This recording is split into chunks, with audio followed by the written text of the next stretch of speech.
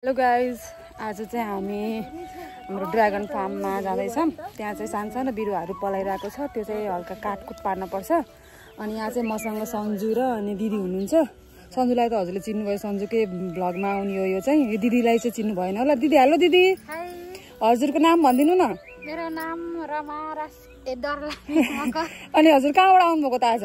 म खैरेनी ढेकारबाट।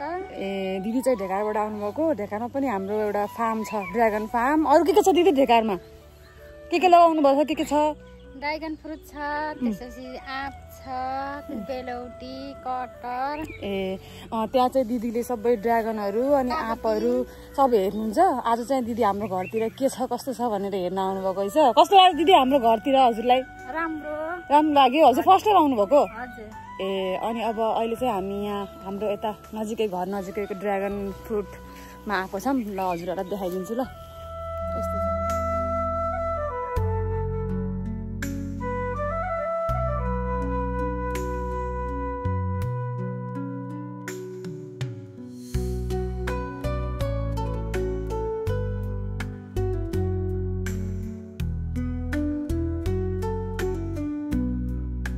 सबिना के अरे हामी जति आउँछौँ यो फार्ममा त हामीलाई उता कुकुरले चिन्दैन के, जहिले पनि भुकै हुन्छ।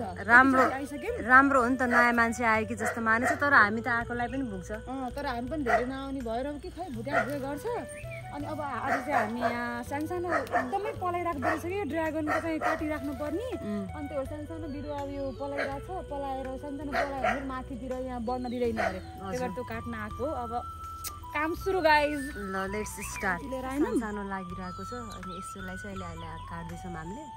अस्ति नै ठुल्ठुलो काटिसकेपछि फेरि सानो चाहिँ यसले गर्दा चाहिँ अलिकति माथि जान दिँदैन, हुँदैन। त्यही भएर चाहिँ साना फिस टिङ्ग्राहरू पनि काटिरहेकी छिन् सबिनाले।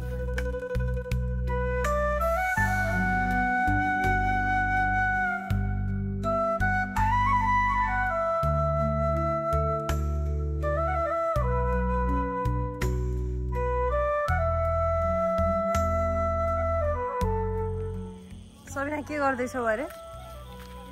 यहाँ सानो जुसहरू पलाइरहेछ, त्यसलाई चाहिँ यस्तो हुन्छ कि यस्तो सानो हुन्छ, त्यसलाई चाहिँ काटेर अनि यहाँ हेर न, यहाँ आऊ न, यहाँ हेर न तल यस्तो चाहिँ फालिदिनु पर्छ कि। यस्तो भएन भने चाहिँ यहाँ माथिको उहरू चाहिँ बढ्न पाउँदैन अरे, त्यही भएर यसलाई काटेर यसलाई प्रुनिङ भन्छ। अब म अलि हल्का अलि छैन आइन के गर्छ अरे सृष्टि भन्देऊ त, तिमी अनुभवी मान्छे।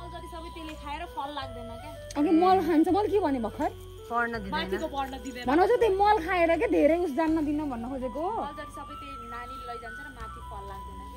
सानो नानीले चाहिँ सबै मल जति लिएर जान्छ र तिनले यहाँको हल्का यो के विशेषज्ञ भन्छ नि त्यस्तो हो, सब जानेछिन् तिनले। त्यसलाई फलो गर्नलाई चाहिँ सृष्टि के तिम्रो आइडिया नाम भन्दै त सृष्टि? यसरी हाम्रो यो ड्रागन खेतीको बिचमा बोडी लगाइएको छ।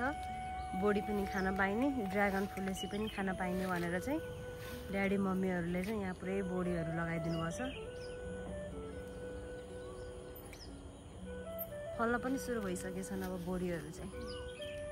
र यहाँ चाहिँ हाम्रो ड्याडी र ठुलो बुवाहरू चाहिँ कुरा गर्दै हुनुहुन्छ।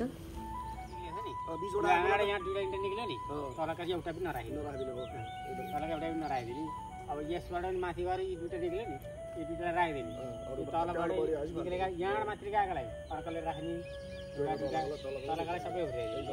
अब यो निक्लेछ यसलाई फेरि राखियो होला, माथि गएको छैन, जान सक्यो। अनि यीबाट माथि निक्लिसक्यो। आज पनि त्यो जानेको हुन्छ कि त्यो बेसार पनि सबै यसरी लगाइदियो भने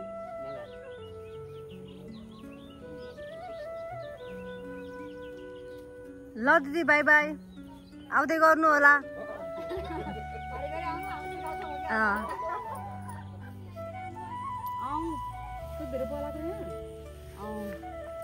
यसरी सानो मुनाहरू लागेको चाहिँ यसरी काटेर चाहिँ फाल्नु पर्यो। मलहरू सबै यिनीहरूले खाने कारणले चाहिँ सकेसम्म सानो हुँदा नै यिनीहरूलाई काटेर चाहिँ फाल्दिने।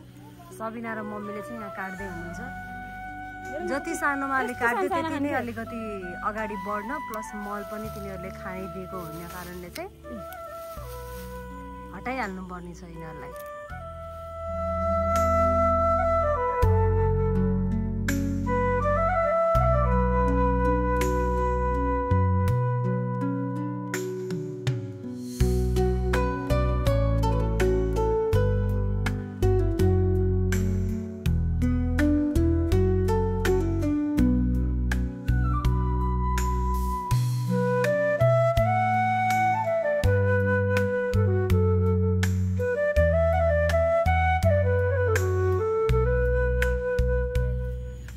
मम्मी के गर्नुभएको?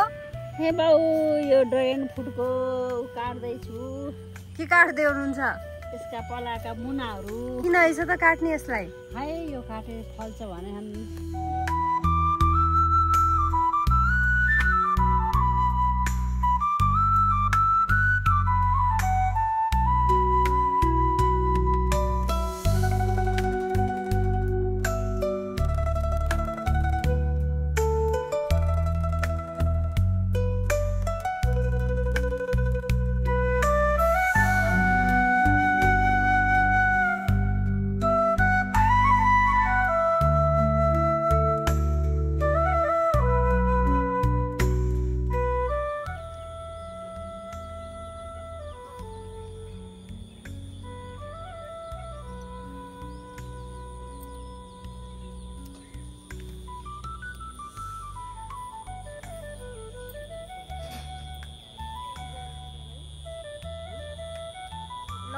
फाइनली हामीले यहाँ चाहिँ ड्रागन फ्रुटमा चाहिँ फुल फुलेको अलिकति देख्न पाइयो।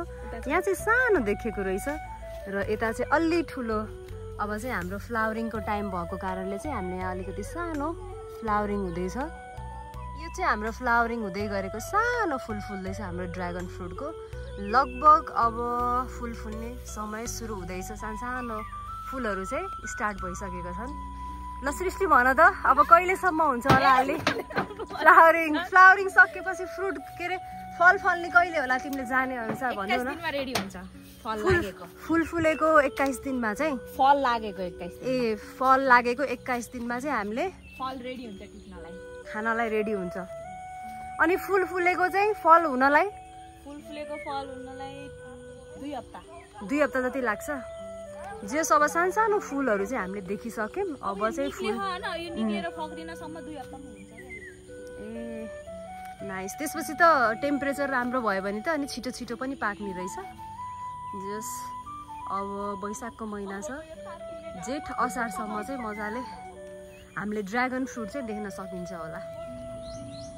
यो चाहिँ मम्फलीको बिरुवा हो। अहिले भर्खरै फुल फुलेर चाहिँ अहिले यस्तो भइरहेको छ र यो महिना वैशाख भएको कारण अब यिनीहरूको चाहिँ हार्भेस्टिङ गर्ने समय भनेको चाहिँ हाम्रो यो जेठको अन्त्यतिर हुन्छ।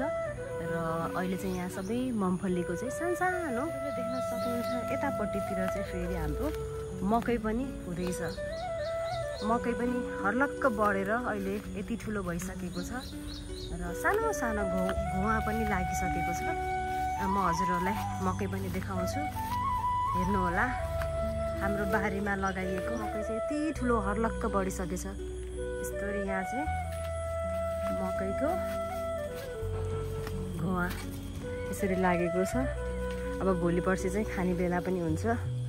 लगभग अब 1 महिनामा त खाने बेला नै हुन्छ होला। सानो लागिरहेका छन्। 1-1.5 महिना भनौँ न।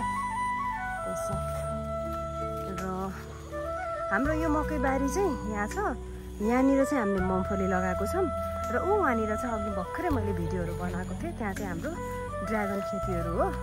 त्यहाँ चाहिँ सबिना मम्मी भएर सानो मुनाहरू लागिरहेकोलाई चाहिँ काट्ने काम गर्दै हुनुहुन्छ। र यहाँबाट चाहिँ हजुरहरूले देख्न सक्नुहुन्छ अब सनसेटको टाइम हुँदैछ। यस्तो राम्रो सूर्य भगवान देखिनु भएको छ।